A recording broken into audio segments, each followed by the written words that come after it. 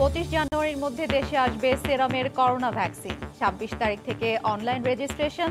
টিকা আসার 7 দিন পরই শুরু হবে প্রয়োগ।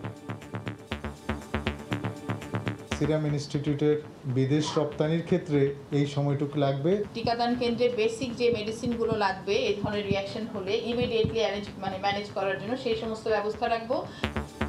প্রথম ধাপে পাবেন সম্মুখ সারির কর্মীরা। সরাসরি সম্পৃক্ত সকল সরকারি স্বাস্থ্যকর্মী, প্রাইভেট স্বাস্থ্যকর্মী। এরপরে আসবেন আমাদের বীর মুক্তিযোদ্ধা, তারপরে সম্মুখ সারির আইন শৃঙ্খলা রক্ষাকারী বাহিনী। দেখছিলেন প্রধান শিরোনাম। রাত 11টার সময় সঙ্গে আছি আমি হাফসাতুন্নেসা। এবার অন্যান্য শীর্ষ সংবাদ। করোনার কারণে আইন সংশোধন করে পাশ করানো হচ্ছে 13 লাখের বেশি এইচএসসি পরীক্ষার্থীকে। 28 জানুয়ারির মধ্যেই ফল প্রকাশ, বাস্তবতা মেনে নিচ্ছেন শিক্ষার্থীরা। পদ্মা সেতুকে প্রশ্নবিদ্ধ করার পেছনে দেশের কিছু স্বনামধন্য ব্যক্তি জড়িত। মন্ত্রিসভায় প্রধানমন্ত্রী বললেন, বাধা উপেক্ষা করে এগিয়ে গেছে আওয়ামী লীগ সরকার। সিটি নির্বাচনের প্রচারণায় জমজমাট চট্টগ্রাম। ভোট চাইতে অলিগলি চষে বেড়াচ্ছেন আওয়ামী লীগ ও বিএনপি প্রার্থীরা। উন্নয়ন ধরে রেখে পরিকল্পিত নগরী গড়ার প্রতিশ্রুতি। আগামী 25শে জানুয়ারির মধ্যে দেশে আসছে ভারতে সেরামের করোনা টিকা। ভ্যাকসিন হাতে পাওয়ার 1 সপ্তাহের মধ্যে প্রয়োগ শুরু করতে সব প্রস্তুতি নেওয়া হচ্ছে বলে জানিয়েছে স্বাস্থ্য অধিদপ্তর। বিকেলে অধিদপ্তরের পক্ষ থেকে এক সংবাদ সম্মেলনে আরও জানানো হয়, 26 জানুয়ারি থেকে শুরু হবে রেজিস্ট্রেশন প্রক্রিয়া। প্রথম দফায় দেয়া হবে 1.5 কোটি ডোজ ভ্যাকসিন। করোনার টিকা দেশে আসা নিয়ে সৃষ্ট ধূম্রজাল কেটে যাওয়ার পর বেশ গতি পায় অন্যান্য কার্যক্রম। করোনার টিকা প্রয়োগ বিধিমালায় চূড়ান্ত অনুমোদন দেয় স্বাস্থ্য মন্ত্রণালয়। কখন কাদের অগ্রাধিকার ভিত্তিতে দেয়া হবে টিকা সেটি জানাতে এবার স্বাস্থ্য অধিদপ্তরের আনুষ্ঠানিক সংবাদ সম্মেলন। সেখানে জানানো হয়, আগামী 21 থেকে 25 জানুয়ারির মধ্যে ভারত থেকে দেশে আসবে সিরাম ইনস্টিটিউটের টিকা। প্রথম দফায় দেশে আসবে 50 লাখ ডোজ। দ্বিতীয় দফায় আসার আগ পর্যন্ত 25 লাখ করে 2 মাসে ব্যবহারের প্রস্তুতি থাকলেও নতুন সিদ্ধান্ত অনুযায়ী 50 লাখ ডোজই ব্যবহার করা হবে প্রথম মাসে। টিকা দেশে আসার 7 দিনের মধ্যে শুরু হবে প্রয়োগের কাজ। যারা আমাদেরকে ভ্যাকসিনটা সিরাম ইনস্টিটিউট থেকে এনে দিয়েছে তারা আমাদেরকে জানিয়েছে 21শে জানুয়ারি থেকে 25শে জানুয়ারির মধ্যে তারা ভ্যাকসিনটা যে কোনো দিন নিয়ে আসতে পারবে।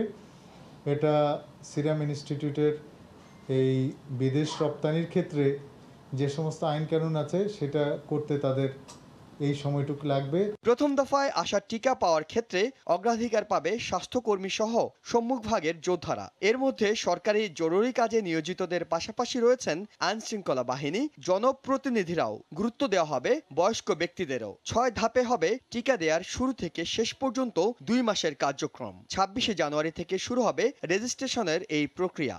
প্রথমে 25 লাখ দেওয়ার কথা ছিল, কিন্তু আমরা প্রথমে 1 কোটি মানুষকে কিভাবে দেওয়া যায়, যেহেতু আমরা একটা সায়েন্টিফিক তথ্য পেয়েছি যে 8 সপ্তাহ থেকে 12 সপ্তাহ পর্যন্ত যাওয়া যায়, সেটা বিচার বিশ্লেষণ করে ন্যাশনাল ইমিউনাইজেশনের যে অ্যাডভাইজারি কমিটি আছে তাদের কাছ থেকে পরামর্শ নিয়ে আমরা আমাদের এই প্ল্যানটা অলরেডি পরিবর্তন করেছি। টিকার জন্য এর মধ্যে জেলা উপজেলায় সংরক্ষণাগার তৈরির কাজ চলছে। যে কোনো পার্শ্ব প্রতিক্রিয়া রোধে কাজ করবে ভ্রাম্যমাণ মেডিকেল টিম। ইহসান জুয়েল, সময় সংবাদ, ঢাকা। বিশ্বের যে কোনো দেশের তুলনায় ভারতের তৈরি করোনা টিকা সাশ্রয়ী ও বেশি কার্যকর বলে দাবি করেছেন ভারতের প্রধানমন্ত্রী নরেন্দ্র মোদী। সোমবার করোনা পরিস্থিতি এবং টিকা কার্যক্রম শুরুর প্রস্তুতি নিয়ে বিভিন্ন রাজ্যের মুখ্যমন্ত্রীদের সঙ্গে জরুরি বৈঠকে একথা বলেন তিনি। এদিকে 16 জানুয়ারি থেকে ভারত জুড়ে টিকা কার্যক্রম শুরুর প্রস্তুতি হিসেবে মঙ্গলবার কলকাতা সহ ভারতের 4টি শহরে ভ্যাকসিন পৌঁছানোর কথা রয়েছে। বিস্তারিত জানাচ্ছেন সুব্রত আচার্য। ভ্যাকসিন কার্যক্রম বাস্তবায়নের জন্য ভারত প্রস্তুত। রাজ্য ও কেন্দ্রীয় সরকার যৌথভাবে বিনামূল্যে এই টিকাদান কর্মসূচির আপাতত 3 কোটি ডোজ টিকা দেয়া হবে করোনা যোদ্ধাদের। দ্বিতীয় দফায় দেয়া হবে 27 কোটি ডোজ। কোভিশিল্ড এবং কোভ্যাক্সিন দুটো টিকাই 16 জানুয়ারি থেকে দেয়া শুরু হবে ভারতে। এমন বাস্তবতায় চূড়ান্ত প্রস্তুতির অংশ হিসেবে ৩৭ রাজ্যের মুখ্য প্রশাসকের সঙ্গে জরুরি ভিডিও কনফারেন্সে অংশ নেন দেশটির প্রধানমন্ত্রী নরেন্দ্র মোদী। পরে ভিডিও বার্তায় তিনি জানিয়ে দেন, কোনো রাজনৈতিক প্রভাব খাটিয়ে আগে কেউ টিকা নিতে পারবেন না। हमारी दोनों वैक्सीन दुनिया की दूसरी वैक्सीन से ज्यादा कॉस्ट इफेक्टिव है। 16 जनवरी से हम दुनिया का सबसे बड़ा टीकाकरण अभियान शुरू कर रहे हैं। ये हम सभी के लिए गौरव की बात है।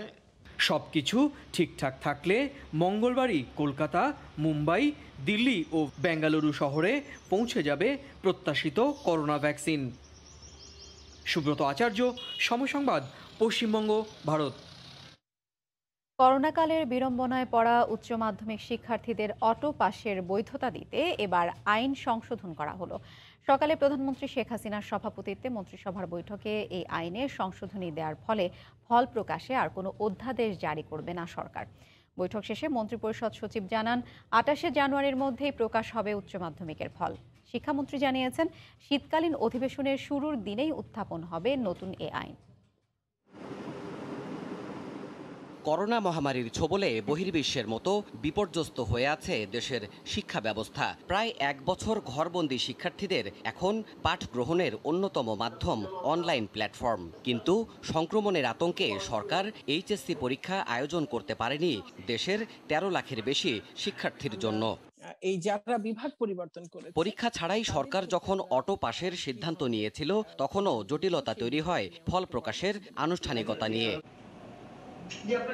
সোমবার দুপুরে মন্ত্রিসভার নিয়মিত বৈঠকে এই জট খুলে যায়। প্রধানমন্ত্রীর সভাপতিত্বে অনুষ্ঠিত ভার্চুয়াল বৈঠকে পরীক্ষা ছাড়াই ফল প্রকাশ করতে মাধ্যমিক ও উচ্চ মাধ্যমিক শিক্ষা বোর্ড আইনের সংশোধনীতে অনুমোদন দেয় সরকার। সিদ্ধান্ত হয় ১৮ জানুয়ারি সংসদের শীতকালীন অধিবেশনে উপস্থাপন করা হবে নতুন এই সংশোধনী আইনটি। ক্যাবিনেট সিদ্ধান্ত দিয়েছে যে না, এটা অর্ডিন্যান্স করার দরকার নাই, এটা একেবারে পার্লামেন্টে গিয়ে ফার্স্ট দিনই এটা পুট আপ করে ২-৩ দিনের মধ্যে আইন করে ম্যাক্সিমাম ২৮ তারিখের মধ্যে রেজাল্ট ৩ তারিখ দিয়ে দেওয়া যায়। নতুন সংশোধনীতে দুর্যোগকালীন সময়ে পরীক্ষা নিতে না পারলে মূল্যায়ন বা ফলাফল দেওয়ার বিধান যুক্ত হচ্ছে। আইনটা পাশ হবে এই সংসদে, যেদিন পাশ হয়ে যাবে তারপরে আমাদের গেজেট বিজ্ঞপ্তির জন্য ১ দিন বা ২ দিন হয়তো সময় লাগবে, তারপরে একদম পরের দিনই তাহলে আমরা ফলাফল দিয়ে দিতে পারবো। এদিকে পরীক্ষা ছাড়া ফল প্রকাশ মাধ্যমিক ও উচ্চ মাধ্যমিক শিক্ষা বোর্ড আইনের সঙ্গে সাংঘর্ষিক দাবি করে এ বিষয়ে আগেই নজর দেওয়া উচিত ছিল বলে মনে করছেন শিক্ষাবিদরা। পাবলিক পরীক্ষার অ্যাক্টের সাথে যে এই সিদ্ধান্তটা সাংঘর্ষিক, এটা যারা নীতি নির্ধারক ছিলেন তারা ধরতে পারেননি। আর ধরতে পারেননি বলেই ফল প্রকাশের সময় এসে এই সমস্যাটা তাদেরকে ফেস করতে হচ্ছে। এটা খুবই দুঃখজনক। এভাবে ফল প্রকাশ হলে শিক্ষার্থীদের উপর বিরূপ প্রভাব পড়ার আশঙ্কাও করছেন তারা। দেবাশিস রায়, সময় সংবাদ, ঢাকা।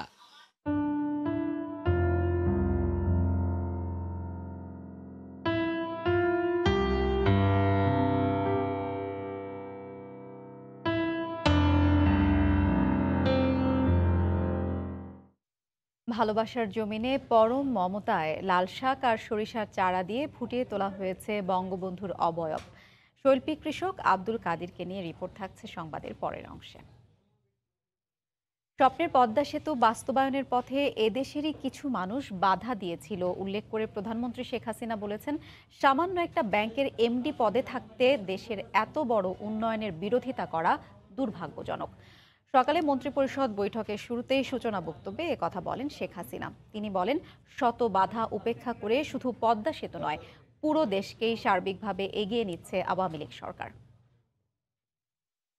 ৬.১৫ কিলোমিটার দৈর্ঘ্যের একটি সেতুকে ঘিরে বাংলাদেশ এখন স্বপ্ন দেখছে সমৃদ্ধির নতুন স্তরে উন্নীত হওয়ার। কোটি মানুষের আশা ভরসার এই মেগা প্রকল্প বাস্তবায়নে মোকাবিলা করতে হয়েছিল দেশি বিদেশি ষড়যন্ত্র আর চরম আর্থিক অনিশ্চয়তা। সব বাধা অতিক্রম করে এই প্রকল্প যখন মাথা তুলে দৃশ্যমান হয়েছে, তখন আবারও আলোচনায় পদ্মা সেতুর বাস্তবায়ন ইস্যু। সোমবার সকালে অনুষ্ঠিত নতুন বছরের প্রথম মন্ত্রিসভা বৈঠকের সূচনা বক্তব্যে এ নিয়ে কথা বলেন প্রধানমন্ত্রী। তিনি জানান, কোনো বিরোধিতাই কাজে আসেনি। এটাই হচ্ছে সবথেকে দুর্ভাগ্যের বিষয় যে সামান্য একটা ব্যাংকের এমডির পদের লোভে দেশের সার্বিক উন্নয়নের একটা বিরাট যে সুযোগ পদ্মা সেতু, সেই পদ্মা সেতুটাই বন্ধ করার ব্যবস্থা নিয়েছিল। এই আঘাতটা আমাদের উপর এসেছিল, আমরা হতাশ হইনি, চ্যালেঞ্জ হিসেবে নিয়েছিলাম। আজকে সেটা বাস্তবে রূপ পেয়েছে। টানা ক্ষমতায় থাকার ফলে দেশের উন্নয়ন করা সম্ভব হচ্ছে জানিয়ে প্রধানমন্ত্রী বলেন, মর্যাদা ধরে রেখে এগিয়ে যাওয়াই এখন বড় লক্ষ্য। আগে যেমন বাংলাদেশের কথা শুনলে বলতো ও বাংলাদেশ মানে প্রাকৃতিক দুর্যোগ, ঝড়, বন্যা, দারিদ্রতা। এখন আর সে কথা কেউ বলে না, বরং এখন বাংলাদেশ সারা বিশ্বে একটা দৃষ্টান্ত স্থাপন করেছে কিভাবে উন্নয়ন করা যায়। প্রেক্ষিত পরিকল্পনা সহ পঞ্চবার্ষিক পরিকল্পনার বাস্তবায়ন দেশকে সক্ষমতার প্রশ্নে অনেক দূর এগিয়ে নেবে বলেও জানান প্রধানমন্ত্রী। এই ধারাটা আমাদের অব্যাহত রাখতে হবে। দেবাশিস রায়, সময় সংবাদ, ঢাকা। প্রধানমন্ত্রী পদ্মা সেতু নির্মাণে নানা বাধার কথা উল্লেখ করেছেন। দেখে নেব কি ছিল সেই বাধাগুলো। স্বপ্নের পদ্মা সেতু বাঙালির সক্ষমতা আর গর্বের স্মারক হয়ে দাঁড়িয়ে আছে ৬.১৫ কিলোমিটারের স্থাপনা। তবে সেতুর অবয়ব দাঁড়ালেও পাড়ি দিতে হয়েছে নানা অনাকাঙ্ক্ষিত অধ্যায়। $১২০ কোটি ঋণ চুক্তি হয়ে যাওয়ার পরও ২০১২ সালে দুর্নীতির অভিযোগ তুলে হঠাৎ প্রকল্প থেকে সরে দাঁড়ায় বিশ্বব্যাংক। নানা চেষ্টায়ও শেষ পর্যন্ত আর ফেরানো যায়নি বিশ্বব্যাংককে। পদ্মা প্রকল্প থেকে প্রতিষ্ঠানটি সরে দাঁড়ানোর আগের বছর ২০১১ সালের ২৭ ফেব্রুয়ারি গ্রামীণ ব্যাংকের ব্যবস্থাপনা পরিচালক পদ থেকে ডক্টর ইউনুসকে সরিয়ে দেয় বাংলাদেশ ব্যাংক। আর এটি দিয়েই বিশ্ব ব্যাংককে পদ্মা বিমুখ করার পেছনে প্রভাবিত করা হয়েছে, উঠেছে এমন অভিযোগও। পদ্মা সেতু থেকে বিশ্বব্যাংক সরে দাঁড়ানোর পর নানা সমালোচনা আর কটাক্ষে প্রকল্প কাজকে বিদ্ধ করেছে বিএনপি। পিছিয়ে ছিল না সুশীল সমাজও। পত্রপত্রিকাতেও প্রকাশিত হতে থাকে নেতিবাচক নানা খবর। শেষমেশ বাধ্যতামূলক ছুটিতে যেতে হয় প্রধানমন্ত্রীর অর্থ উপদেষ্টাকে। ১.৫ মাস জেল খাটেন সেতু সচিব। আর ২০১২ সালের ৫ জানুয়ারি পদত্যাগী করতে হয় তখনকার যোগাযোগ মন্ত্রীকে। দফায় দফায় তারা হাজিরা দিতে থাকেন দুদকে। কিন্তু কল্পিত সব অভিযোগ মিথ্যা প্রমাণিত হতে সময় লাগেনি। কানাডার আদালতই ২০১৭ সালে রায় দেন দুর্নীতি হয়নি পদ্মা প্রকল্পে।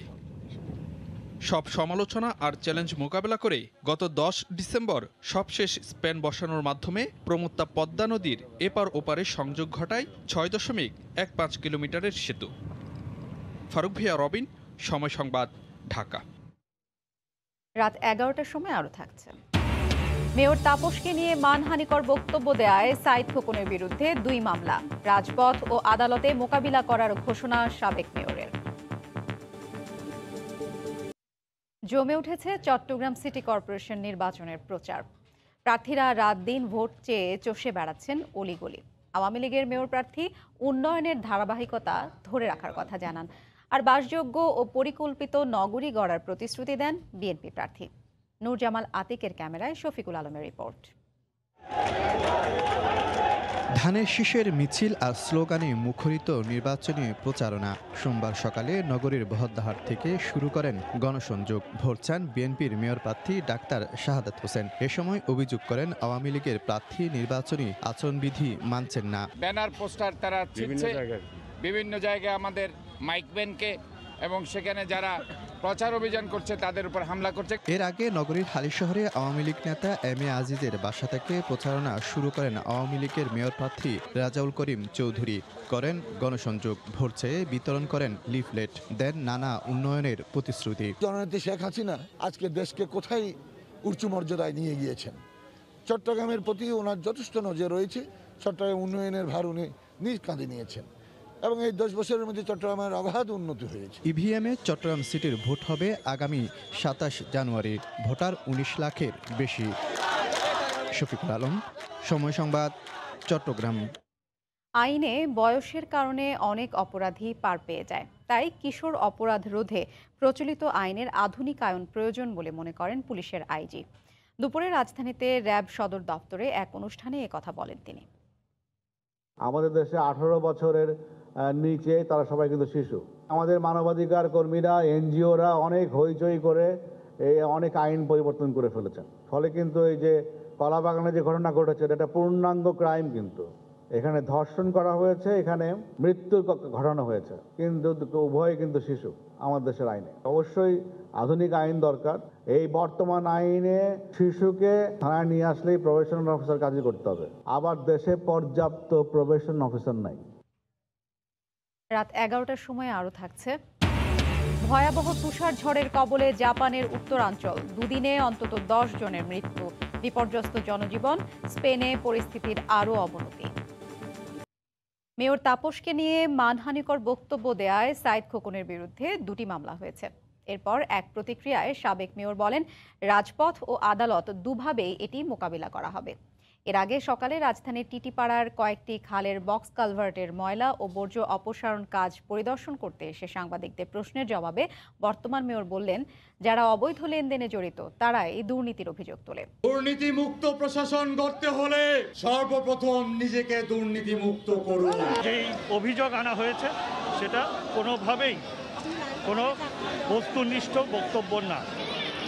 এ অবস্থায় সোমবার সকালে রাজধানীর কমলাপুর টিটিপাড়ার কয়েকটি খালের বক্স কালভার্টের ময়লা ও বর্জ্য অপসারণ কাজ পরিদর্শন করতে এসে সাংবাদিকদের প্রশ্নের জবাবে দক্ষিণের মেয়র তাপস জানান, সাবেক মেয়র ব্যক্তিগত আক্রোশ থেকে তার বিরুদ্ধে নানা মানহানিকর বক্তব্য দিচ্ছেন। এ ব্যাপারে সাবেক মেয়রের বিরুদ্ধে মানহানির মামলা করারও হুঁশিয়ারি দেন তিনি। এখন তিনি পুরো দোষ আমার উপর চাপানোর চেষ্টা করছে। অবশ্যই মানহানিকর বক্তব্য তিনি দিয়েছেন এবং আমি এটার ব্যাপারে ব্যবস্থা অবশ্যই নিতে পারি। মেয়রের এই বক্তব্যের ঘণ্টা তিনেক পরই সাবেক মেয়র সাইদ খোকনের বিরুদ্ধে ঢাকা মহানগর হাকিম রাজেশ চৌধুরীর আদালতে 2টি মামলা দায়ের করা হয়। জনাব ব্যারিস্টার শেখ ফজলুর তাপসের বিরুদ্ধে যে মানহানিকর একটি বক্তব্য রাখছে তার বিরুদ্ধে আমরা দায়ের করেছি। মামলার প্রতিক্রিয়ায় সাইদ খোকন জানান, তিনি আইনি লড়াইয়ের পাশাপাশি এর বিরুদ্ধে রাজপথেও সোচ্চার থাকবেন। আইনি মোকাবেলার পাশাপাশি রাজপথে দেনা পাওনার হিসেব হবে ইনশাল্লাহ। এর আগে মেয়র তাপস সম্পর্কে সাইদ খোকনের বক্তব্যের প্রতিবাদে বিক্ষোভ মিছিল ও সংক্ষিপ্ত সমাবেশ করেন বঙ্গবন্ধু আইনজীবী পরিষদ। মৌসুমী ইসলাম, সময় সংবাদ, ঢাকা। চট্টগ্রামের পতেঙ্গা থেকে প্রবাল দ্বীপ সেন্ট মার্টিনের উদ্দেশ্যে চালু হতে যাচ্ছে প্রমোত্তরী বে 1 ক্রুজ। মেরিটাইম ট্যুরিজম পর্যটন শিল্পকে জনপ্রিয় করতে এই জাহাজ গুরুত্বপূর্ণ ভূমিকা পালন করবে বলে ধারণা জাহাজ কর্তৃপক্ষের। 14 জানুয়ারি রাত 11টা থেকে সেন্ট মার্টিনের উদ্দেশ্যে চলাচল শুরু করবে 2000 যাত্রী ধারণ ক্ষমতা সম্পন্ন এই জাহাজটি। সোমবার সকালে এ উপলক্ষে আয়োজন করা হয়েছিল মিট দ্য প্রেসের। বিস্তারিত জানাচ্ছেন পার্থপ্রতিম বিশ্বাস। প্রথমবারের মতো চট্টগ্রাম টু সেন্ট মার্টিন রুটে চালু হতে যাচ্ছে প্রমোত্তরী বে 1 ক্রুজ। পতেঙ্গা ওয়াটার বাস ঘাট থেকে যাত্রীরা সরাসরি গিয়ে নামবেন সেন্ট মার্টিনে। 2000 যাত্রী ধারণ ক্ষমতা সম্পন্ন 450 ফুট দৈর্ঘ্য ও 55 ফুট প্রস্থের এই জাহাজের 24 নটিক্যাল মাইল বেগে চলার সক্ষমতা রয়েছে। জাপানে তৈরি বিলাসবহুল এই জাহাজে 17 জন ক্রু ছাড়াও যাত্রী সেবায় নিয়োজিত থাকবেন আরও 150 জন ক্রু। এটাতে আমরা এভারেজ স্পিড পাচ্ছি 19 থেকে 20 নট। বাকি কিছু আমরা স্পিড এখন হাতে রেখেছি, এটা প্রয়োজন হলে দেওয়া যাবে। এই জাহাজটি আসলে জাপান কোস্টে চলাচল করত। একটি উন্নত বিশ্বের যে সমস্ত সুযোগ সুবিধা ওদের কাছে ছিল সেই সমস্ত সুযোগ সুবিধা কিন্তু এই জাহাজটা ক্যারি করছে। মেরিটাইম ট্যুরিজমকে জনপ্রিয় করতে এই ক্রুজ জাহাজ গুরুত্বপূর্ণ ভূমিকা রাখবে বলে জানায় জাহাজ কর্তৃপক্ষ। ইকোনমির একটা অঙ্গাঙ্গী পার্ট হচ্ছে ম্যারিটাইম ট্যুরিজম। ওই ম্যারিটাইম ট্যুরিজমটাই আমরা এটা দিয়ে এনশিওর করব যে জনসাধারণ যেন সমুদ্রটা দেখতে পারে এবং সমুদ্রের মধ্যে রিসোর্সটা যেন বুঝতে পারে। দ্রুতগতির জাহাজ বে 1 চালুর মাধ্যমে পর্যটকরা কম সময়ে এবং নিরাপদে সেন্ট মার্টিন ভ্রমণের সুযোগ পাবেন। এতে পর্যটন শিল্পে নতুন মাত্রা যুক্ত হবে বলে মনে করেন কর্ণফুলী শিপ বিল্ডার্স কর্তৃপক্ষ। ম্যারিটাইম ট্যুরিজম, ব্লু ইকোনমি, এগুলি সব কিছুর কথা চিন্তা করে দেশের জনগণ যাতে একটু আনন্দ উল্লাস করতে পারে, বিদেশে যাইতে পারে, দেশে ঘুরতে পারে, সব কিছুর কথা চিন্তা করে লাভ না হইলেও দেশের উন্নয়নের জন্য আমি এই কাজটা করেছি। সপ্তাহে 3 দিন রাত 11টায় এই ক্রুজ জাহাজ পতেঙ্গা ওয়াটার বাস টার্মিনাল ছেড়ে যাবে। বাংলাদেশের ইতিহাসে প্রথমবারের মতো চালু হতে যাচ্ছে চট্টগ্রাম টু সেন্ট মার্টিন রুটের বিশাল প্রমোত্তরী বে 1 ক্রুজ। আর এই প্রমোত্তরীটি চালু হলে পর্যটন ও ভ্রমণ সেবায় নতুন মাত্রা পাবে বলে ধারণা ভ্রমণ পিপাসুদের। চট্টগ্রামের ওয়াটার বাস টার্মিনাল থেকে পার্থপ্রতিম বিশ্বাস, সময় সংবাদ। সাভারে 5 শতাধিক অসহায় মানুষের মাঝে শীতবস্ত্র বিতরণ করা হয়েছে। দুপুরে হেমায়েতপুর বাসস্ট্যান্ড এলাকায় ঢাকা 2 আসনের সংসদ সদস্য আওয়ামী লীগ নেতা অ্যাডভোকেট কামরুল ইসলামের পক্ষ থেকে এই সহায়তা দেওয়া হয়। এ সময় তেঁতুলঝাড়া, ভাকুরতা ও আমিনবাজার ইউনিয়নের 5 শতাধিক হতদরিদ্র মানুষ শীতবস্ত্র পেয়ে সন্তোষ প্রকাশ করেন। অনুষ্ঠানে সাভার উপজেলা পরিষদের চেয়ারম্যান মঞ্জুরুল আলম রাজীব সহ স্থানীয় আওয়ামী লীগের নেতাকর্মীরা উপস্থিত ছিলেন।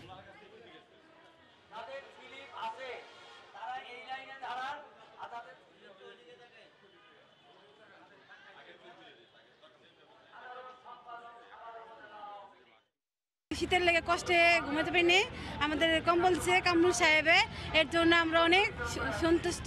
আমাদের অভিভাবক ঢাকা 2 আসনের মাননীয় সংসদ সদস্য বীর মুক্তিযোদ্ধা অ্যাডভোকেট কামরুল ইসলামের পক্ষ থেকে শীতার্ত মানুষের মাঝে কম্বল এবং সোয়েটার বিতরণ করছি। তেঁতুলধরা ইউনিয়ন, ভাকুরতা ইউনিয়ন, আমিনবাজার ইউনিয়নে আমরা হাজার হাজার মানুষের মধ্যে ত্রাণ বিতরণ করেছি।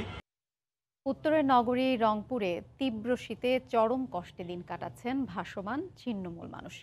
ঠান্ডা থেকে বাঁচতে অনেকেই ভিড় করেন পুরাতন কাপড়ের মার্কেটে। জেলা প্রশাসন বলছে ছিন্নমূল আর প্রতিবন্ধীদের মধ্যে বিতরণ করা হয়েছে কম্বল। অসহায় মানুষের শীতের রাতের কথা জানাচ্ছেন রতন সরকার। ছবি তুলেছেন তারিকুল ইসলাম ও শাকিল মাহমুদ। একটু উত্তাপের আশায় আগুনের কুণ্ডলিতে নিজেদের মেলে ধরে বসে থাকেন বয়োজ্যেষ্ঠ নারীরা। কোলের উষ্ণতা খুঁজে পায় শিশুরা। একরাশ হিম বাতাস নিয়ে ছুটে আসা ট্রেনের ঝাপটায় নিভে যেতে চায় 20 আনা খড়কুটোর কুণ্ডলি। বিপজ্জনক জেনেও প্রতি রাতে রেল লাইনের ধারেই দলে দলে বসে থাকে আলমনগর বস্তির মানুষেরা। ছিঁড়া ফাড়া খেতা দিয়ে জীবন কাটাই, আর ওই যে আগুন তাপাই। বাচ্চা কাচ্চা নিয়ে খুব কষ্টে জীবন কাটাইতেছি। নগরীর 57টি বস্তিতে প্রায় লাখো মানুষের বাস। শীতে কষ্ট বাড়ে মধ্যবিত্ত নামের আড়ালে নির্দিষ্ট আর স্বল্প আয়ের মানুষেরও। শীত থেকে বাঁচতে ভিড় করে পুরাতন কাপড়ের ভাসমান মার্কেটগুলোতে। সামনে আরো শীত বেশি হবে, এই জন্য আসলাম যে একটু ঘোরাফেরা করে একটু কম দামের পোশাকপত্র কিনে নিয়ে চলে যাবো। অল্প মূল্যে এখানে পাই, এই জন্য এখানে আসা হচ্ছে। তবে কষ্ট যেমনই হোক, বাঙালি ঐতিহ্যের পিঠাপুলির ছোট ছোট দোকানগুলোতে ভিড় করে বিভিন্ন বয়সের নারী পুরুষেরা। গরম পিঠার ধোঁয়ায় কেউ কেউ খুঁজে পায় মৌসুমি জীবিকার পথ। বাসায় যাওয়া ঠিক মতো, তাই আমরা মেসে থাকি, তো এখানে এসে পিঠা খাই। ব্যবসা ভাই যা হয় টুকটাক মোটামুটি চলা যায় আর কি। জেলা প্রশাসনের পক্ষ থেকে নগরীর ভাসমান ছিন্নমূল আর প্রতিবন্ধীদের মধ্যে কম্বল বিতরণ করা হয়েছে। বরাদ্দ আছে কিছু টাকাও। মোট 51,000-এর উপরে আমরা কম্বল পেয়েছি, যেটা প্রতি ইউনিয়ন ভিত্তিক 460টি করে আমরা প্রতি ইউনিয়নে পৌঁছে দিয়েছি। মাননীয় প্রধানমন্ত্রীর কার্যালয় থেকে আমাদেরকে জানানো হয়েছে যে আমাদের যদি আরও বেশি আমাদের প্রয়োজন হয় আমরা সেই সহযোগিতাও পাবো। সিটি কর্পোরেশনের হিসেব অনুযায়ী নগরীর 33টি ওয়ার্ডে প্রায় 8 লাখ মানুষের বসবাস। আর পরিসংখ্যান ব্যুরোর সবশেষ জরিপ বলছে জেলায় দারিদ্র্যের হার 44%। রতন সরকার, সময় সংবাদ, রংপুর। দেশের বাইরের খবর। ইতিহাসের ভয়াবহ তুষার ঝড়ের কবলে পড়েছে জাপানের উত্তরাঞ্চল। দেশটিতে দুদিনে অন্তত 10 জন মারা গেছেন। এদিকে গেল কয়েকদিন ধরেই ঝোড়ো হাওয়া আর টানা তুষারপাত চলতে থাকা স্পেনের অবস্থার আরও অবনতি হয়েছে। শুভ্র বরফে ঢাকা পড়েছে পথঘাট। তীব্র শীতে জবুথবু অবস্থা সবার। তাপমাত্রা শূন্যের অনেক নিচে অবস্থান করায় তুষারপাতের নতুন রেকর্ড গড়েছে জাপান। রোববার ইতিহাসের অন্যতম তীব্র তুষার ঝড়ের কবলে ঢাকা পড়ে দেশটির উত্তরাঞ্চলীয় নাগাতা, তোয়ামা, ইশিকাওয়া, ফুকুই সহ কয়েকটি শহরের রাস্তা। গেল 2 দিনে 88 সেন্টিমিটার পর্যন্ত তুষারপাত হয় এসব এলাকায়। 1000-এর বেশি যানবাহন বরফে আটকা পড়ায় স্থবির অবস্থার সৃষ্টি হয় সড়কগুলোতে। পরে বরফ কেটে কেটে যানবাহন সরানোর ব্যবস্থা করা হয়। আগামী কয়েকদিন তাপমাত্রা আরও নিচে নেমে পরিস্থিতির অবনতি হতে পারে বলে আশঙ্কা করছে কর্তৃপক্ষ। অব্যাহত তুষারপাতে থমকে গেছে স্পেনের রাজধানী মাদ্রিদ শহরের জনজীবনও। রোববারও গুরুত্বপূর্ণ রাস্তাগুলোতে যান চলাচল বন্ধ থাকে তুষারপাতের কারণে। শুক্রবার থেকে মাদ্রিদের বাজারাস বিমানবন্দর বন্ধ রাখা হয়েছে। এতে ভোগান্তিতে পড়েছেন শতাধিক পর্যটক। আসছে সপ্তাহে তাপমাত্রা -11 ডিগ্রি সেলসিয়াসে নেমে আসতে পারে বলে পূর্বাভাস দিয়েছে আবহাওয়া দপ্তর। এ অবস্থায় দুর্যোগপূর্ণ এলাকাগুলোতে জরুরি প্রয়োজন ছাড়া বাসিন্দাদের ঘর থেকে বাইরে না বের হওয়ার নির্দেশ দিয়েছে স্পেন সরকার। সৃষ্টি ঘটক, সময় সংবাদ।